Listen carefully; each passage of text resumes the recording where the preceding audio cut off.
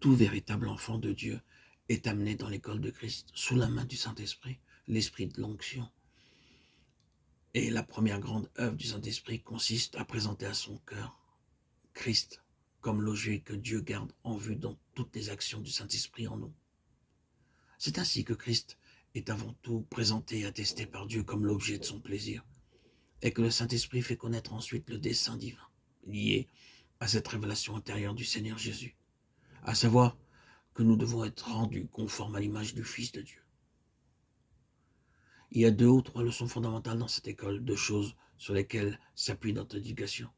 Le Saint-Esprit, premièrement, prend la peine de faire connaître par l'expérience à tous ceux qui sont sous cette discipline, car telle est la signification d'un disciple, de la faire connaître de manière intérieure, dans leur propre cœur, la nature entièrement autre de Christ, entièrement autre de la leur.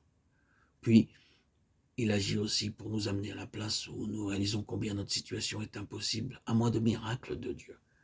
Comment, par nous-mêmes, nous ne pourrions jamais être semblables à Christ? La seule conclusion que nous puissions tirer de tout cela, c'est que ce doit être quelque chose en dehors de nous-mêmes, accompli par l'action de Dieu lui-même.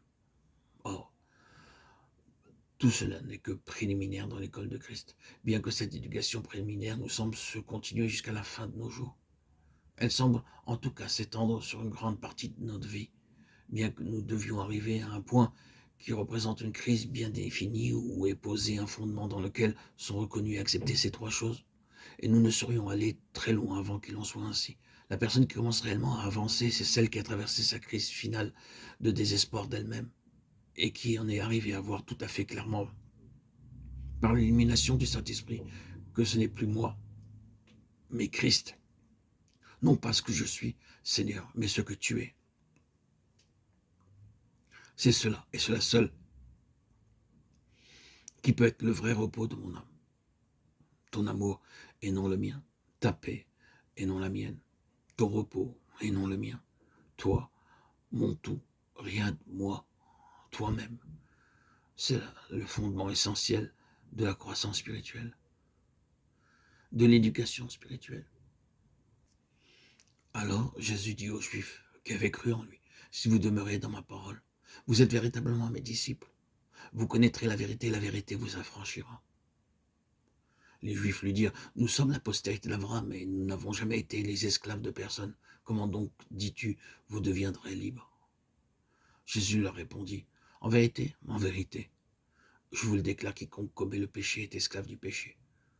Or, l'esclave ne demeure pas pour toujours dans la maison, mais le Fils y demeure pour toujours. Si donc le Fils vous affranchit, vous serez réellement libre. Jean 8, 1, 36. Jésus répondit, je suis le chemin, la vérité et la vie. Jean 14, 6.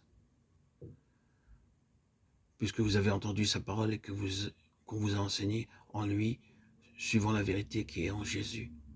Éphésiens 4, 21. À vous revêtir du nouvel homme créé à l'image de Dieu, dans la justice et la sainteté de la vérité. Éphésiens 4, 24.